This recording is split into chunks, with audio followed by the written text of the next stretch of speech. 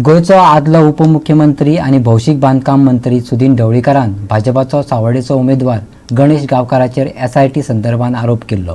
ते सगळे आरोप गणेश गांवकारान आपल्या वयले फाफडून उडयत आपल्याचेर कसलीच केस नाशिल्ल्याचें सांगले। आयकात ताका।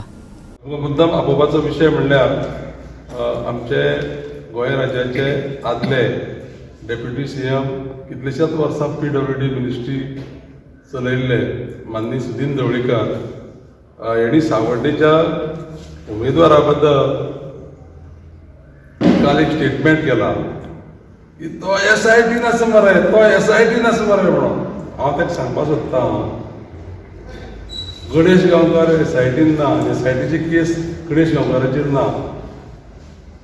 दुसरी गजाल, तो जो आमच्या व्हडल्या व्हडल्या लिडराचे अमित शाहजीचे आनी कोणाचें नांव घेवन तेणी पळोवपाक जाय म्हणून जे पळय सांगता, तो 2017 जेन्ना पळय टिकीट दिल्लो तेजो उमेदवार ह्या मतदारसंघात तेजें नांव शाह कमिशन रिपोर्टां आसा मरे। तो वय सामकोच म्हाका दिसता कितें नाडपण करता हांव नकळो, गणेश गांवकाराचें नांव शाह कमिशन रिपोर्टांत ना। तें तेणी पयलीं जाणीव करून घेवपाक जाय आनी त्या खातीरच ताका आमच्या लिडरांचेर उमेदवारा बद्दल सांवड्डे मतदारसंघाच्या उलोवपाचो अधिकारच ना, तो अधिकार गमन बसलेलो आसा।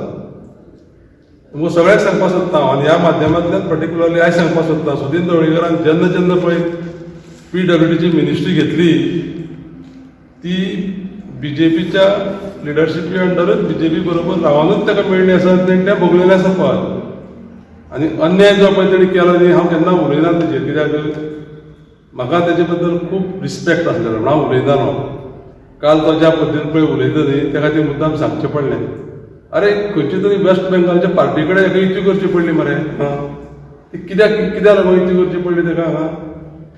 TMC कडेन युती करून कितें साध्य करपाचो म्हाका खबर ना।